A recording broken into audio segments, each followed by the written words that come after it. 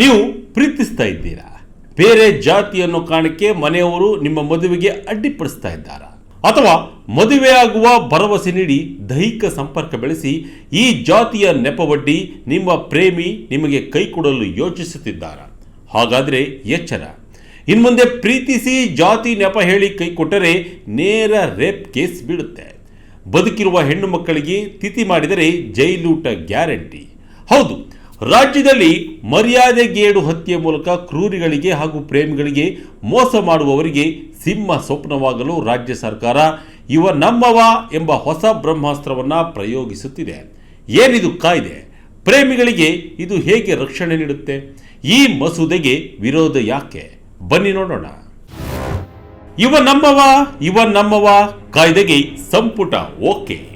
S, ಪ್ರೀತಿಸಿ ಮದುವೆಯಾದ ಜೋಡಿಗಳನ್ನ ಜಾತಿ, ಗೌರವ, ಮರ್ಯಾದೆಯ ಹೆಸರಿನಲ್ಲಿ ಬರ್ಬರವಾಗಿ ಹತ್ಯೆ ಮಾಡುವ ಅದೆಷ್ಟೋ ಪ್ರಕರಣಗಳು ನಾವು ದಿನನಿತ್ಯ ನೋಡುತ್ತಲೇ ಇದ್ದೇವೆ.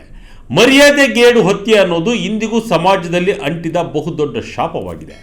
ಇಂತಹ ಅಮಾನವೀಯ ಕೃತ್ಯಗಳಿಗೆ ಬ್ರೇಕ್ ಹಾಕಲು ಅಂತರ್ಜಾತಿ ವಿವಾಹವಾಗುವ ಜೋಡಿಗಳಿಗೆ ಕಾನೂನಿನ ರಕ್ಷಾ ಕವಚ ಒದಗಿಸಲು ಸಿದ್ದರಾಮಯ್ಯ ನೇತೃತ್ವದ ಸರ್ಕಾರ ಇವ ನಮ್ಮವ ವಿಧೇಯಕ 2026 ಎಂಬ ಹೊಸ ಕಾಯ್ದೆಯನ್ನು ಜಾರಿಗೆ ತರಲು ಮುಂದಾಗಿದೆ. ಈಗಾಗಲೇ ಸಚಿವ ಸಂಪುಟದಲ್ಲಿ ಹೊಸ ಕಾಯ್ದೆಗೆ ಒಪ್ಪಿಗೆ ಸಿಕ್ಕಿದ್ದು ಇದೇ ಅಧಿವೇಶನದಲ್ಲಿ ಮಂಡನೆಯಾಗಲಿದೆ. ಮಾನ್ಯ ಪಾಟೀಲ್ ಹತ್ಯೆಯಿಂದ ಎಚ್ಚೆತ್ತ ಸರ್ಕಾರ. ಅಷ್ಟಕ್ಕೂ ಈ ಕಾಯ್ದೆ ದಿಢೀರನೆ ಹುಟ್ಟಿಕೊಂಡಿದ್ದಲ್ಲ. ಕಳೆದ ಡಿಸೆಂಬರ್ನಲ್ಲಿ ಧಾರವಾಡದಲ್ಲಿ ನಡೆದ ಆ ಒಂದು ಘೋರ ಘಟನೆ ಇಡೀ ರಾಜ್ಯವನ್ನೇ ಬೆಚ್ಚಿ ಬಿಡಿಸಿತ್ತು. ಕೇವಲ 19 ವರ್ಷದ 6 ತಿಂಗಳ ಗರ್ಭಿಣಿಯಾಗಿದ್ದ ಮಾನ್ಯ ಪಾಟೀಲ್ ಎಂಬ ಯುವತಿಯನ್ನ ಆಕೆಯ ಸ್ವಂತ ಕುಟುಂಬದವರೇ ಬರ್ಬರವಾಗಿ ಹತ್ಯೆ ಮಾಡಿದ್ದರು. ಆಕೆ ಮಾಡಿದ್ದ ತಪ್ಪಾದರೂ ಏನು ಗೊತ್ತಾ? ಲಿಂಗಾಯತ ಕುಟುಂಬದ ಆ ಯುವತಿ ಪರಿಶಿಷ್ಟ ಜಾತಿಯ ಯುವಕನನ್ನ ಪ್ರೀತಿಸಿ ಮದುವೆಯಾಗಿದ್ದಳು. ಇದೇ ಕಾರಣಕ್ಕೆ ಆಕೆಯ ತಂದೆ ಮತ್ತು ಕುಟುಂಬಸ್ಥರು ಸೇರಿ ಆಕೆಯನ್ನು ಕೊಂದಿದ್ದರು. ಈ ಮರ್ಯಾದೆಗೇಡು ಹತ್ಯೆ ಪ್ರಕರಣ ರಾಜ್ಯದಲ್ಲಿ ದೊಡ್ಡ ಸಂಚಲನವನ್ನು ಸೃಷ್ಟಿ ಮಾಡಿತ್ತು. ಈ ಘಟನೆಯ ಬೆನ್ನಲ್ಲಿ ಎಚ್ಚೆತ್ತ ಕಾನೂನು ಮತ್ತು ಸಂಸದೀಯ ವ್ಯವಹಾರಗಳ ಇಲಾಖೆ ಕರ್ನಾಟಕದ ವಿವಾಹ ಮತ್ತು ಸಂಗಾತಿ ಆಯ್ಕೆ, ಸ್ವಾತಂತ್ರ್ಯ ಹಾಗೂ ಗೌರವ ಮತ್ತು ಸಂಪ್ರದಾಯದ ಹೆಸರಿನಲ್ಲಿ ಅಪರಾಧಗಳ ತಡೆಗಟ್ಟುವಿಕೆ ಮತ್ತು ನಿಷೇಧ ವಿಧೇಯಕ 2026 ಸಿದ್ಧಪಡಿಸಿದೆ. ಇದಕ್ಕೆ ಬಸವಣ್ಣನವರ ಪ್ರಸಿದ್ಧ ವಚನ ಇವನ್ಯಾರವ ಎಂದೆನಿಸಿದರಯ್ಯ, ಇವ ನಮ್ಮವ ಎಂದೆನಿಸಯ್ಯ ಎಂಬ ಸಾಲಿನ ಸ್ಫೂರ್ತಿಯಿಂದ ಇವ ನಮ್ಮವ ವಿಧೇಯಕ ಎಂಬ ಹೆಸರಿಡಲಾಗಿದೆ. ಸಚಿವ ಎಚ್.ಕೆ. ಪಾಟೀಲ್ ಅವರೇ ಈ ಹೆಸರನ್ನ ಸೂಚಿಸಿದ್ದಾರೆ. ಗೌರವದ ಹೆಸರಿನಲ್ಲಿ ಹತ್ಯೆ ಮಾಡಿದರೆ ನೇರ ಗಲ್ಲು, ಮದುವೆಗೆ ಅಡ್ಡಿಪಡಿಸಿದರೆ ಜೈಲು ಗ್ಯಾರಂಟಿ. ಈ ಹೊಸ ಕಾಯ್ದೆಯ ಅಡಿಯಲ್ಲಿ ಪ್ರಸ್ತಾಪಿಸಲಾಗಿರುವ ಶಿಕ್ಷೆಗಳು ಅತ್ಯಂತ ಕಠಿಣವಾಗಿವೆ.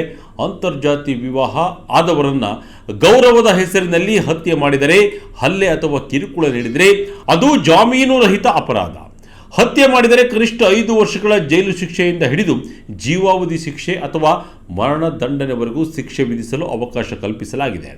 ಇದು ಭಾರತೀಯ ನ್ಯಾಯ ಸಂಹಿತೆ ಅಡಿ ನೀಡುವ ಶಿಕ್ಷೆಯ ಜೊತೆಗೆ ಹೆಚ್ಚುವರಿಯಾಗುತ್ತದೆ. ಕೇವಲ ಹತ್ಯೆ ಮಾತ್ರವಲ್ಲ, ದೈಹಿಕವಾಗಿ ತೀವ್ರ ಸ್ವರೂಪದ ಗಾಯ ಮಾಡಿದರೆ 3 ವರ್ಷಗಳ ಕಠಿಣ ಜೈಲು ಶಿಕ್ಷೆ ಮತ್ತು 3 ಲಕ್ಷ ರೂಪಾಯಿಗಳವರೆಗೆ ದಂಡವನ್ನು ವಿಧಿಸಲಾಗುತ್ತದೆ. ಇನ್ನು ಅಂತರ್ಜಾತಿ ಮದುವೆಯಾಗ್ತಾರೆ ಎಂದು ಗೊತ್ತಾದ ತಕ್ಷಣ ಪಂಚಾಯಿತಿ ಸೇರಿಸುವುದು, ಕುಟುಂಬಸ್ಥರು ಅಥವಾ ಸಂಬಂಧಿಕರು ಒಟ್ಟಾಗಿ ಸೇರಿ ಮದುವೆಗೆ ಅಡ್ಡಿಪಡಿಸುವುದನ್ನು ಈ ಕಾಯ್ದೆ ಕಟ್ಟುನಿಟ್ಟಾಗಿ ನಿಷೇಧ ಮಾಡಿದೆ.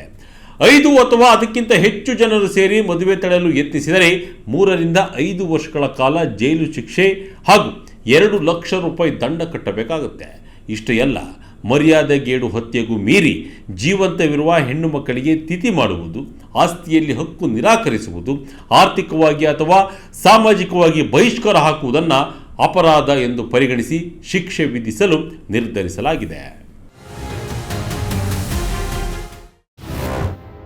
ಜಾತಿ ಕಾರಣಕ್ಕೆ ಮದುವೆ ರಿಜೆಕ್ಟ್ ಮಾಡಿದರೆ ರೇಪ್ ಕೇಸ್.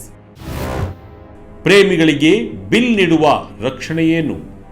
ಇಲ್ಲಿ ನೀವು ಗಮನಿಸಬೇಕಾದ ಅತ್ಯಂತ ಪ್ರಮುಖ ಅಂಶ ಒಂದಿದೆ. ಮದುವೆಯ ಭರವಸೆ ನೀಡಿ ಯುವತಿಯ ಜೊತೆ ದೈಹಿಕ ಸಂಪರ್ಕ ಬೆಳೆಸಿ ಆನಂತರ ಆಕೆಯ ಜಾತಿ ಗೊತ್ತಾದ ಮೇಲೆ ಮದುವೆ ನಿರಾಕರಿಸಿದರೆ ಅದನ್ನು ಈ ಕಾಯ್ದೆಯಡಿ ಅತ್ಯಾಚಾರ ಎಂದು ಪರಿಗಣಿಸಲಾಗುತ್ತೆ. ಮನೆಯವರ ಒತ್ತಡ ಅಥವಾ ಬೇರೆ ಯಾವುದೇ ಜಾತಿ ಆಧಾರಿತ ನೆಪ ನೀಡಿ ಮದುವೆಯಿಂದ ಹಿಂದೆ ಸರಿದರೆ BNS 2023ರ 69ನೇ ಸೆಕ್ಷನ್ಗೆ ಹೆಚ್ಚುವರಿಯಾಗಿ ಅವಕಾಶ ಕಲ್ಪಿಸಿ ಕನಿಷ್ಠ 5 ವರ್ಷ ಜೈಲು ಶಿಕ್ಷೆಯಿಂದ ಹಿಡಿದು ಜೀವಾವಧಿಯವರೆಗೆ ಶಿಕ್ಷೆ ವಿಧಿಸಲು ಅವಕಾಶವಿದೆ. ಒಂದು ವೇಳೆ ಜಾತಿ ಕಾರಣಕ್ಕಾಗಿ ಮದುವೆ ನಿರಾಕರಿಸುತ್ತಿಲ್ಲ ಎನ್ನುವುದಾದರೆ ಅದನ್ನು ಆರೋಪಿಯೇ ಸಾಬೀತುಪಡಿಸಬೇಕು. ಇನ್ನು ಅಂತರ್ಜಾತಿ ವಿವಾಹವಾಗುವ ಜೋಡಿಗಳಿಗೆ ಭದ್ರತೆ ನೀಡಲು ಬಿಲ್ನಲ್ಲಿ ಸ್ಪಷ್ಟ ನಿಯಮಗಳಿವೆ. ಮದುವೆಯಾಗಲು ಇಚ್ಛಿಸುವ ಜೋಡಿ ಜಿಲ್ಲಾಧಿಕಾರಿಗೆ ಅಥವಾ ನೋಡಲ್ ಅಧಿಕಾರಿಗೆ ಮಾಹಿತಿ ನೀಡಬಹುದು.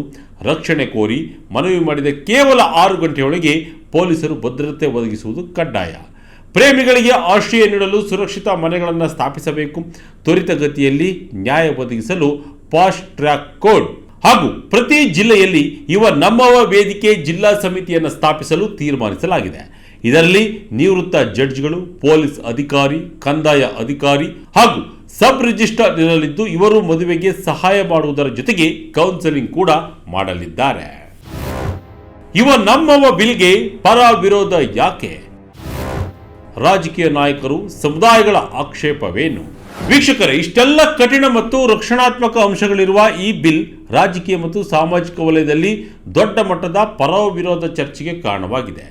ಈ ವಿಧೇಯಕ ಸಮಾಜದಲ್ಲಿರುವ ಜಾತಿ ಮತ್ತು ಸಮುದಾಯಗಳ ಅಧಿಕಾರ ರಚನೆಯ ಮೇಲಿನ ದಾಳಿ ಎಂದು ಕೆಲವರು ಆಕ್ಷೇಪಿಸಿದ್ದಾರೆ. ಬಿಜೆಪಿಯ ಶಾಸಕ ಎಸ್ ಸುರೇಶ್ ಕುಮಾರ್ ಅವರು ಈ ಕಾಯ್ದೆ ಅಂತರ್ಜಾತಿ ವಿವಾಹದ ನೆಪದಲ್ಲಿ ಕೇವಲ ಹಿಂದೂ ಸಮುದಾಯವನ್ನ ಮಾತ್ರ ಟಾರ್ಗೆಟ್ ಮಾಡಿದೆ, ಅಂತರ್ಧರ್ಮೀಯ ವಿವಾಹಗಳನ್ನು ಇದರಲ್ಲಿ ಸೇರಿಸಿಲ್ಲ, ಹಾಗಾಗಿ ನಾವು ಇದನ್ನು ವಿರೋಧಿಸುತ್ತೇವೆ ಎಂದಿದ್ದಾರೆ. ಇನ್ನೊಂದೆಡೆ ವೀರಶೈವ, ಲಿಂಗಾಯತ, ಒಕ್ಕಲಿಗ ಸೇರಿದಂತೆ ಪ್ರಬಲ ಮೇಲ್ಜಾತಿ ಸಮುದಾಯಗಳ ಸಂಘಟನೆಗಳು ಕೂಡ ಈ ಬಿಲ್ ಬಗ್ಗೆ ಅಸಮಾಧಾನ ವ್ಯಕ್ತಪಡಿಸಿವೆ. ಬಿಲ್ನ ಹೆಸರು ಬಸವಣ್ಣನವರ ವಚನದಿಂದ ಬಂದಿದ್ದರೂ ಇದು ಸಮಾಜದಲ್ಲಿ ಒಡಕು ಮೂಡಿಸುತ್ತದೆ. ಸರ್ಕಾರ ಮುಂದಿನ ನಡೆಯನ್ನು ನೋಡಿ ನಾವು ನಿರ್ಧಾರ ತೆಗೆದುಕೊಳ್ಳುತ್ತೇವೆ ಎನ್ನುತ್ತಿದ್ದಾರೆ. ಸಂಪ್ರದಾಯವಾದಿಗಳು ಇದನ್ನು ಕುಟುಂಬದ ವಿಚಾರದಲ್ಲಿ ಸರ್ಕಾರದ ಹಸ್ತಕ್ಷೇಪ ಎನ್ನುತ್ತಿದ್ದಾರೆ. ಇನ್ನು ಕಾನೂನು ತಜ್ಞರಾದ KV ಧನಂಜಯರವರು ಭಾರತದಲ್ಲಿ ಕೊಲೆಗೆ ಈಗಾಗಲೇ ಜೀವಾವಧಿ ಮತ್ತು ಗಲ್ಲು ಶಿಕ್ಷೆ ಇದೆ, ಹೀಗಿರುವಾಗ ಹೊಸ ಕಾಯ್ದೆಯ ಅಗತ್ಯವೇನಿತ್ತು? ಇದು ಅನಗತ್ಯ ಎಂದಿದ್ದಾರೆ. ಆದರೆ ದಲಿತ ಸಂಘಟನೆಗಳು, ಪ್ರಗತಿಪರರು, ಈ ಮಾನವ ಹಕ್ಕುಗಳ ಕಾರ್ಯಕರ್ತರು ಈ ಬಿಲ್ಲನ್ನು ಬಲವಾಗಿ ಬೆಂಬಲಿಸಿದ್ದಾರೆ. ಅವರ ಪ್ರಕಾರ ಈಗಿರುವ ಕಾಯ್ದೆಗಳು ಮರ್ಯಾದೆಗೇಡು ಹತ್ಯೆಗಳನ್ನು ತಡೆಯಲು ವಿಫಲವಾಗಿವೆ. 2022-23ರಲ್ಲಿ ನಡೆದ ಹತ್ಯೆಗಳನ್ನು ಪೊಲೀಸರು ಕೇವಲ ಕೌಟುಂಬಿಕ ಕಲಹ ಎಂದು ದಾಖಲಿಸಿದ್ದಾರೆ. ಸಂವಿಧಾನ 14, 15, 19 ಮತ್ತು 21ನೇ ವಿಧಿಗಳು ನೀಡುವ ಬದುಕುವ ಹಾಗೂ ಸಂಗಾತಿಯನ್ನು ಆಯ್ಕೆ ಮಾಡುವ ಹಕ್ಕನ್ನು ಈ ಕಾಯ್ದೆ ಎತ್ತಿ ಹಿಡಿಯುತ್ತದೆ ಎಂಬುದು ಅವರ ವಾದ. ಒಟ್ಟಿನಲ್ಲಿ ನಮ್ಮವ ವಿಧೇಯಕ ಒಂದು ಕಡೆ ಪ್ರೀತಿಸುವ ಜೀವಗಳಿಗೆ, ಜಾತಿ ಮೀರಿ ಮದುವೆಯಾಗುವ ಜೋಡಿಗಳಿಗೆ ಬಹುದೊಡ್ಡ ರಕ್ಷಾ ಕವಚವಾಗಿ ಕಾಣುತ್ತಿದೆ. ಸಚಿವ HK ಪಾಟೀಲ್ ಹೇಳುವಂತೆ ವಿವಾಹದ ಆಯ್ಕೆಯ ಸ್ವಾತಂತ್ರ್ಯವನ್ನು ರಕ್ಷಿಸುವುದು ಸರ್ಕಾರದ ಕರ್ತವ್ಯ. ಆದರೆ ಮತ್ತೊಂದೆಡೆ ಇದೇ ಕಾಯ್ದೆ ಪ್ರಬಲ ಜಾತಿ ಸಂಘಟನೆಗಳು ಮತ್ತು ವಿರೋಧ ಪಕ್ಷಗಳ ಕೆಂಗಣಿಗೆ ಗುರಿಯಾಗಿದೆ. ಜಾತಿ ಪಂಚಾಯಿತಿಗಳ ಕಟ್ಟಪ್ಪಣೆಗಳನ್ನು ಮುರಿಯುವ ಈ ಕಾಯ್ದೆ ಈಗ ರಾಜ್ಯ ಸರ್ಕಾರದ ರಾಜಕೀಯ ಇಚ್ಛಾಶಕ್ತಿಗೆ ದೊಡ್ಡ ಅಗ್ನಿ ಪರೀಕ್ಷೆಯಾಗಿ ಪರಿಣಮಿಸಿದೆ. ಇದು ಯಾವ ರೀತಿ ಜಾರಿಗೆ ಬರಲಿದೆ ಎಂಬುದನ್ನು ಕಾದು ನೋಡಬೇಕಿದೆ. ಇದಾಗಿತ್ತು ಈ ಕ್ಷಣದ ಇಂಟ್ರೆಸ್ಟಿಂಗ್ ಸ್ಟೋರಿ. ಇದೇ ರೀತಿಯ ಸ್ಟೋರಿಗಾಗಿ Vijaya Karnataka website, YouTube page, Facebook page follow ಮಾಡ್ತಾ ಇರಿ. ಧನ್ಯವಾದಗಳು.